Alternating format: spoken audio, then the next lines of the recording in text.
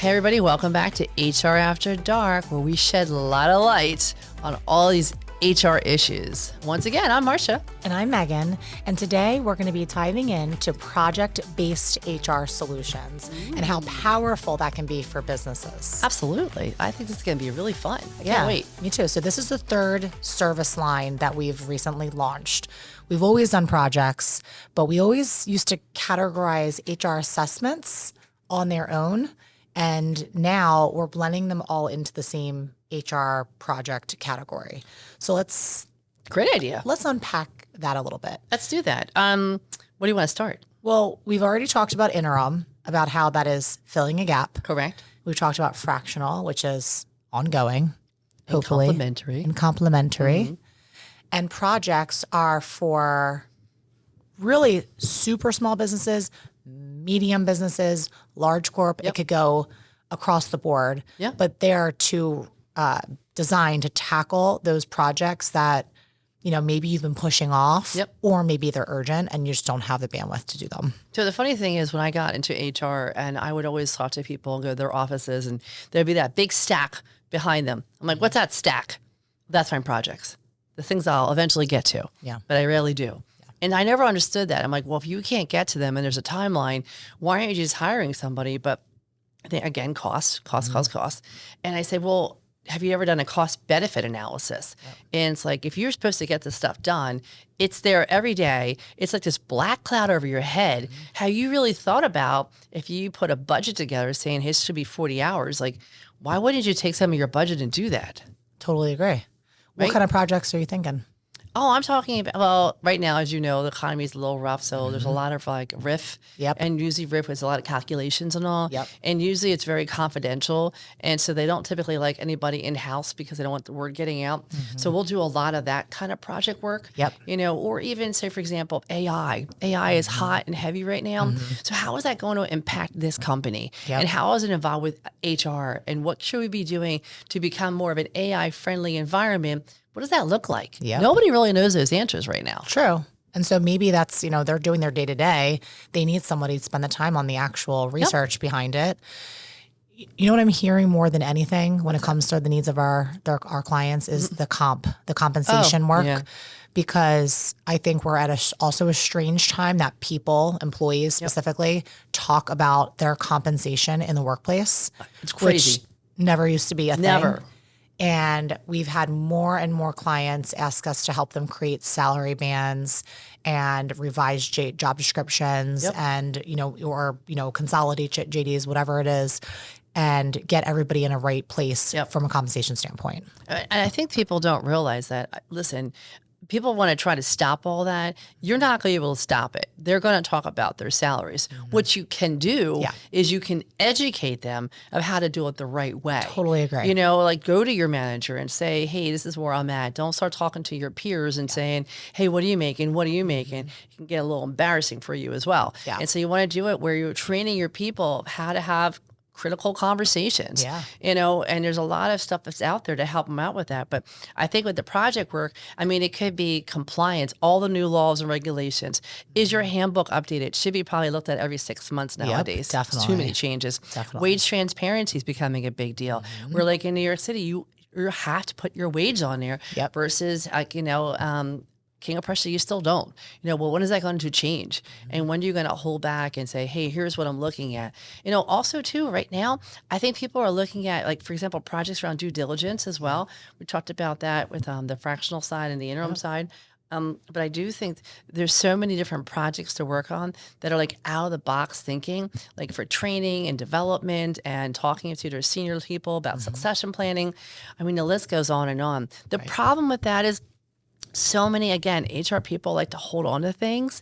And then what happens is I'll get to them. And you really talk to an HR professional of how many hours they work.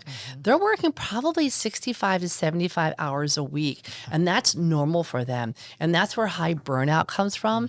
And so I always push back as a leader. If you're seeing your team, if you're a CEO or the CFO who runs HR and you're seeing your teammate struggle like that, Yep. you would suggest to them like, hey, I have budget. Why don't you outsource it? But then it comes into a trust factor, right? I don't trust anybody but myself doing this project. Yeah. So you have to figure out a group that you really can trust, that there are people on there that know what they're doing. Yeah, I totally agree with you. We actually have a client right now who's outsourcing. They're purchasing a few businesses, and she wants to merge all of the different businesses' handbooks into one. And she's like, with all this transaction, stuff going on, I don't have enough time to do this handbook. And so she's like, it's going to be hard for me to just like hand this over, but like I don't have a choice. Yeah. And so that's a perfect example of like how to take something off someone's, hands. And that's where you build the trust when you're in the project. Absolutely. Too.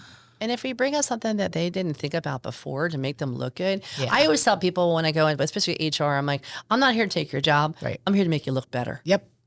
Yep, I totally agree. And that's outsourcing anything. Yep. It's like you're paying money to a business to help you do something that's going to make your business look better. Oh, yeah.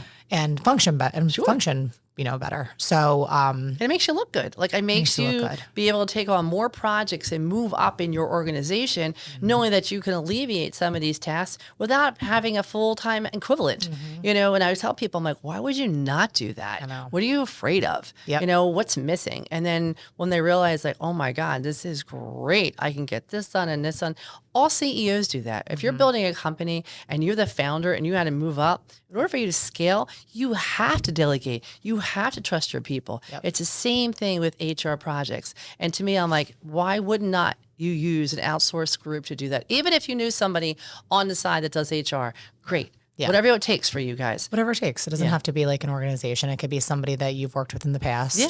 I think one of the biggest things in terms of projects that I think I find the most valuable is doing an HR assessment. Yep. Because you can do that in a fractional engagement or an interim engagement. But like if you're brought in to just do an evaluation of what the HR function is currently, doing, it gives a full scope of what's working well, what's maybe not working so well, and what's nice to have as you grow.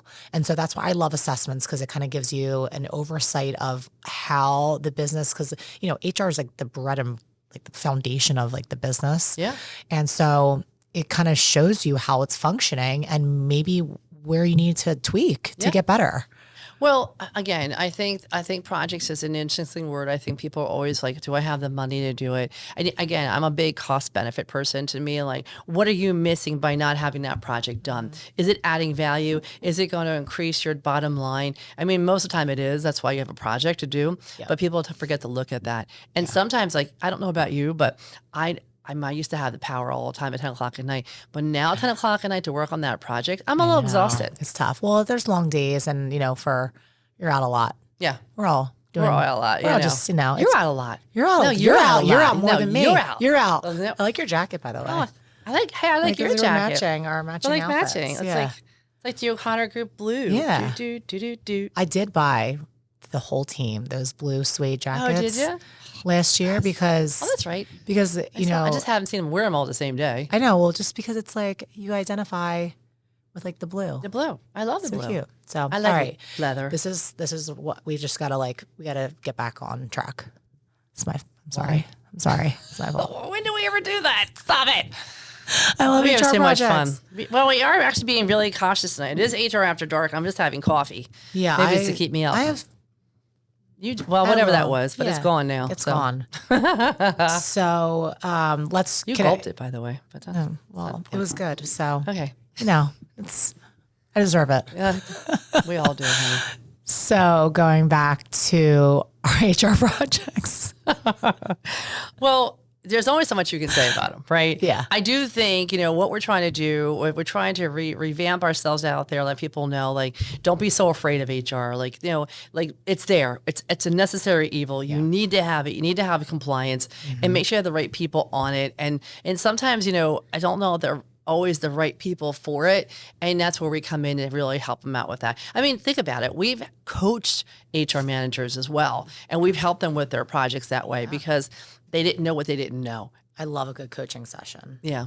There are really great HR leaders out there, but maybe they're too junior to run the business. Yes. So we've done a lot of engagements like that where we come in and show them what they need to do in order to get to the next level. And I think that's also a great sign that leaders are investing in their people.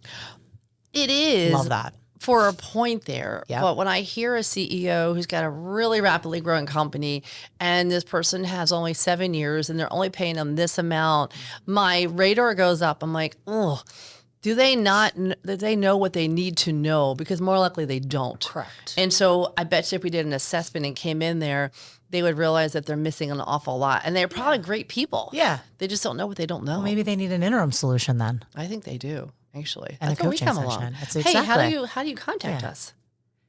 www.tocgrp.com. TOCGRP. You can submit a form. You can call us. Yeah. Anytime. And you have our bot that Call me, pops up beat on me. our website. Yeah. It's a bot I can't get rid of. Well, I feel like we're way too off track for this conversation. That's But I do love, projects are an extension of a team. Yep. And a complement to a team. Yep. So it's a perfect way to wrap up a full service line of HR outsourcing. True, but I also think the biggest key is if you're a CEO or if you're a CFO trying to curtail costs, we're not an FTE. You have your benefits, you have your 401k. We're basically an expense. Totally. So we give you an invoice, you expense it, and if you have so many hours, you get that project done in like half the time. Totally. As someone who didn't know what they were doing, it's totally worth it. I completely agree. But sometimes people just drop the ball on that and they just I don't want to do it. I'm like, that's fine. Yeah. I said, but I really want to make sure that we warn you about this and this coming down the pike. And I think that's what we do best for our clients. Me too. So I feel like this was a great conversation about how businesses can utilize project-based services when they don't have enough time in the day. It's so simple. It's so simple, but everybody makes it so complex. So that's how we're going to leave it today. That's going to be a wrap up today about our episode on HR After Dark. Can't thank you enough for tuning in today and hearing about what we're trying to do. But until next time, we'll see you soon.